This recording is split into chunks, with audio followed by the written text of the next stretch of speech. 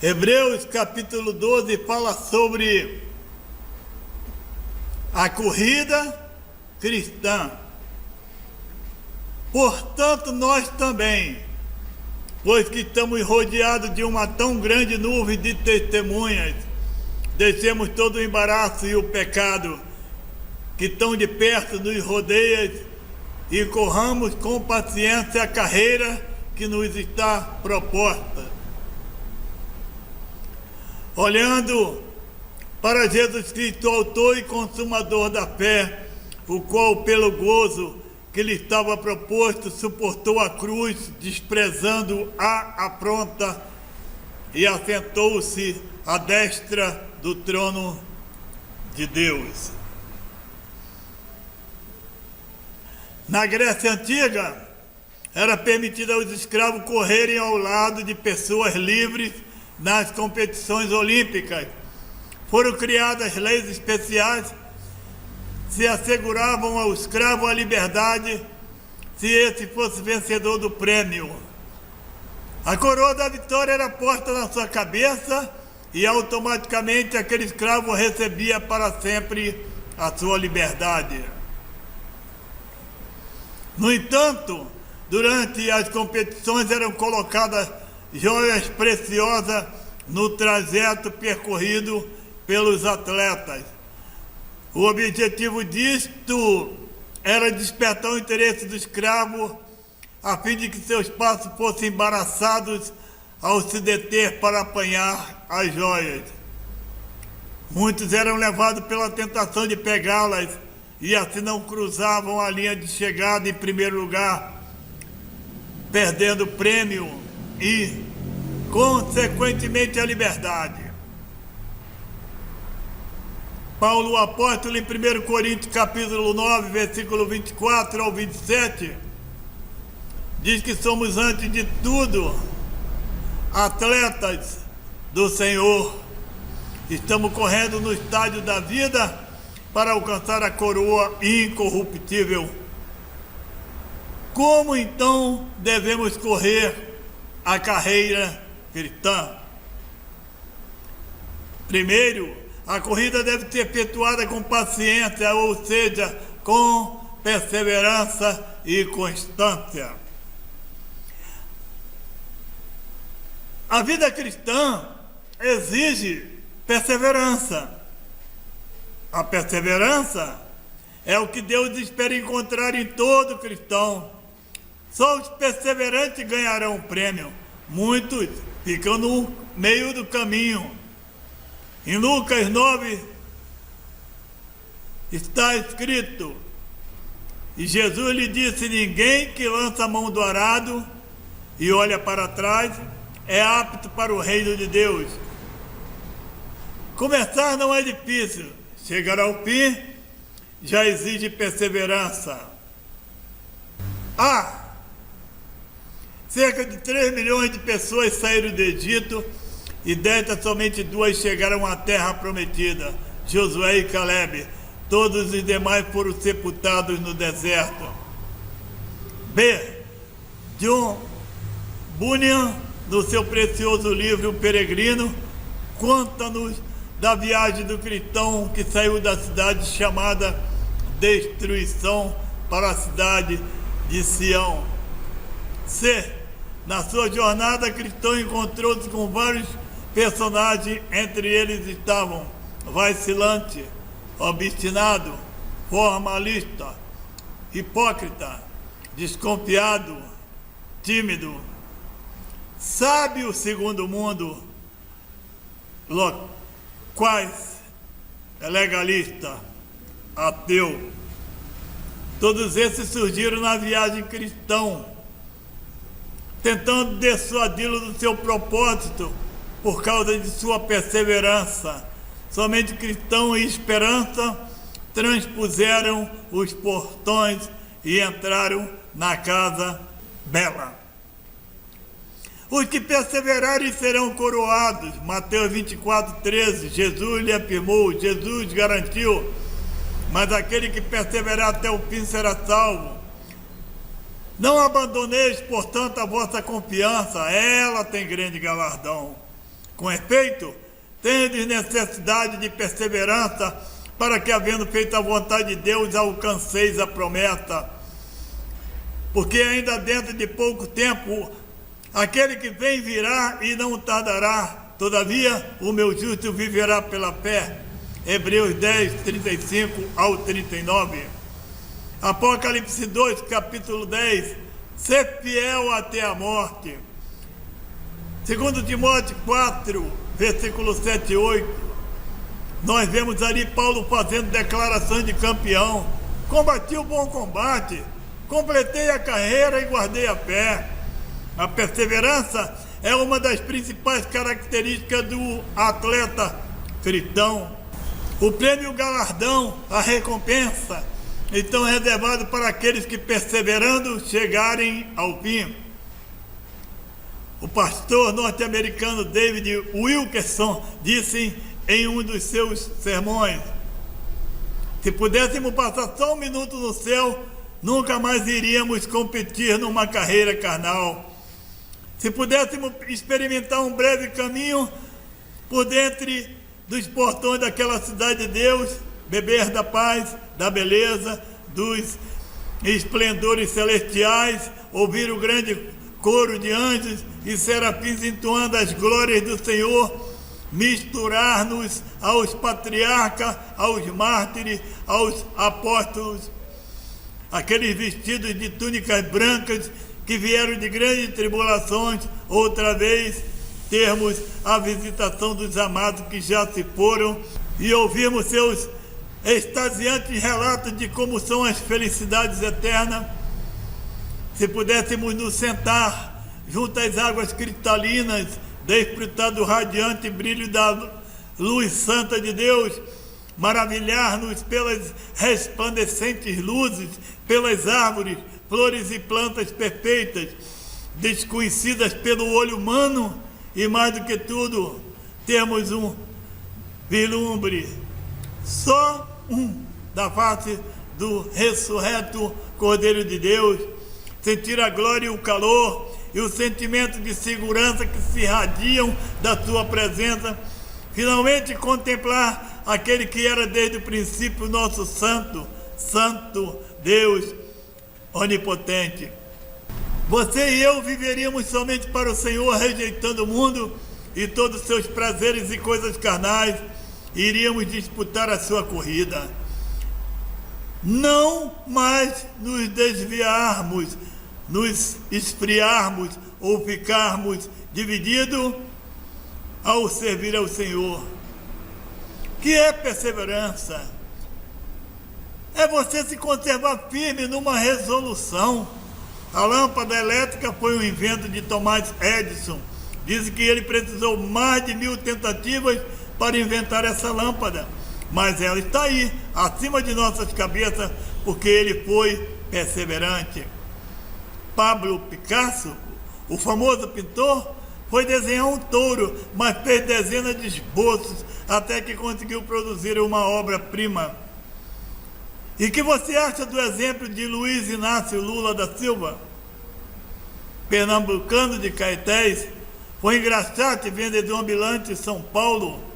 Pernambucano de Caetés, foi engraxate, vencedor ambulante em São Paulo. Trabalhou numa fábrica de parafusos, onde perdeu o dedo mínimo. Depois ingressou na política, concorreu 3 vezes nas eleições presidenciais, até que se tornou o presidente do Brasil. O que é isso? Perseverança. Na Bíblia, um exemplo notável de correr com perseverança é o de Jacó. Quando ele desejou a bênção de Deus, Deus mandou um anjo. Jacó agarrou o anjo do Senhor, lutou com ele e disse: não te deixarei ir, a não ser que me abençoe. Então a Bíblia diz que Jacó lutou com Deus e com homens e venceu. É muito importante, depois que você tiver deixado todo o peso e o pecado, você corra com perseverança, você busque a Deus com vontade, com garra, com determinação. É isso que Deus quer. Mas como é comum as pessoas falharem nisso, muitos fazem assim, ouvem a palavra de Deus, descobrem o que Deus quer e partem em disparada. Mas lá para segunda-feira à tarde, começam a diminuir o ritmo da obediência a Deus, do buscar por Deus, da vontade de ser ajudado por Deus, que até param de correr em direção à obra de Deus, à obediência, e correm para os botecos. Os atletas poucos experientes costumam sair correndo, largando na frente. A televisão até dá um close neles, mas logo que chegam a um determinado ponto, diminuem o rumo, são ultrapassados e abandonam a corrida. Você sabe aquela maratona de São Silvestre, tradição brasileira, no último dia do ano, que acontece na Avenida Paulista em São Paulo? Alguns atletas partem disparada, mas depois de 1 quilômetro de corrida eles vão ficando e outros atletas vão assumindo a liderança. Por que isso acontece com eles? Porque eles faltam perseverança no ritmo. Quando você tiver dado ouvido à primeira recomendação de Deus, isso é, deixado todo o peso, todo o embaraço e todo o pecado, então Deus manda que você corra com perseverança. Isso significa que para Deus não importa muito se você pode começar acelerado e disparar em alta velocidade. Não! O que importa para Deus é que você corra com perseverança, mantendo o ritmo, conservando-se firme na resolução que tomou de deixar todo o peso e todo o pecado. Porque numa corrida não é a velocidade que conta, mas a perseverança no ritmo. Um professor de educação física declarou que o atleta que arranca acelerado não consegue ir mais do que 40 ou 50 metros. É que numa corrida de 100 metros, o que decide a prova é a resistência do corredor. Quando deixamos todo o pecado e o peso, podemos e devemos insistir na perseverança. Será que você está mesmo disposto a deixar todo o peso e pecado e se manter nesse ritmo de obediência a Deus? Se você está, há uma terceira recomendação de Deus para você. Na corrida cristã devemos deixar o pecado que nos atrapalham e nos fazem ficar para trás. A palavra do Senhor diz que Deus não opera na desobediência. Onde houver trevas, não pode haver luz. Como Deus vai operar na sua vida se você não o obedece?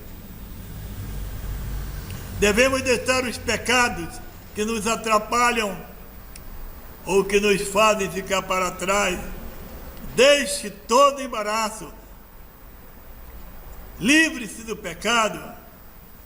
Você já imaginou um corredor correndo com uma mochila pesada nas costas? A desvantagem.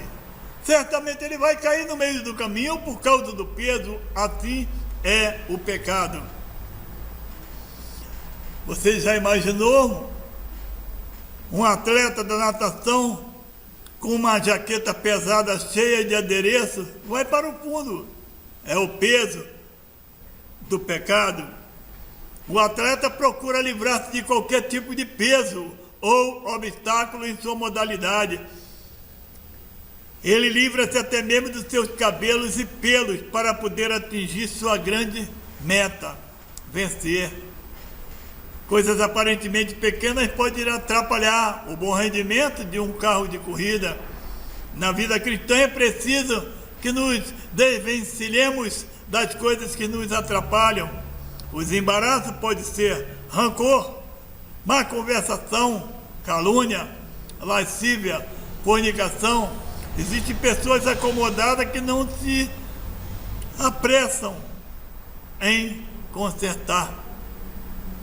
A vida do cristão é constantemente desafiada pelas ciladas do maligno.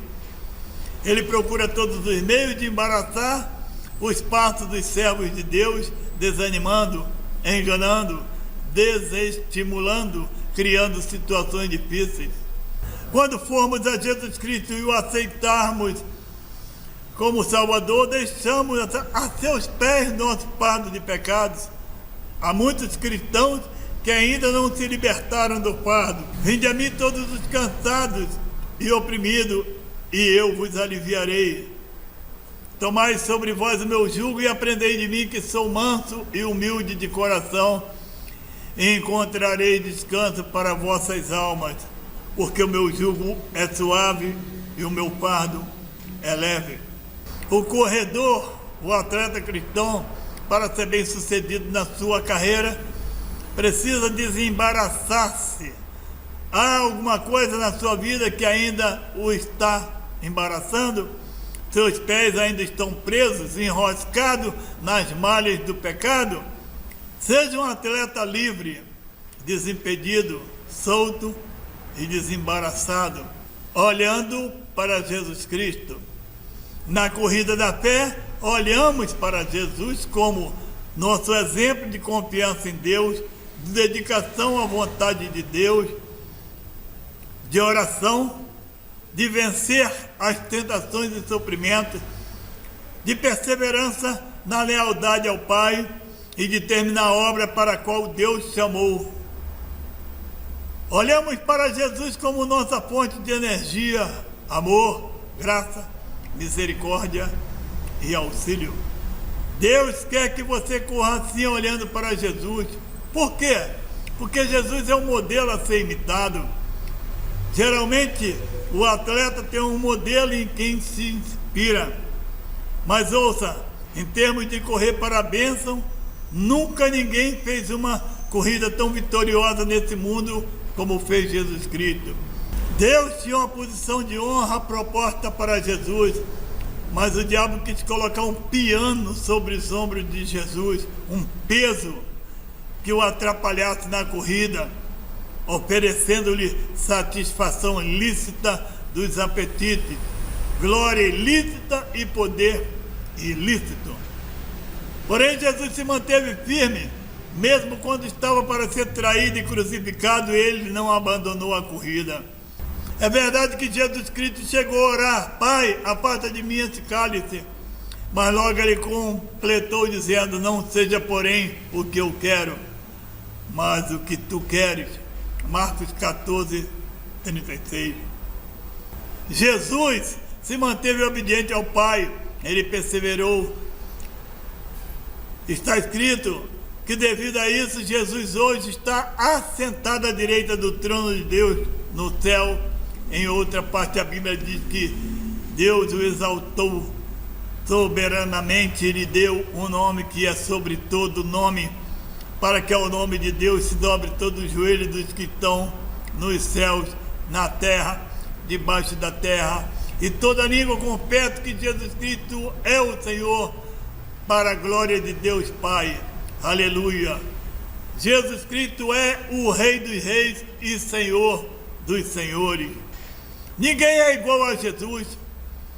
O padrão de vida dele é digno de ser imitado.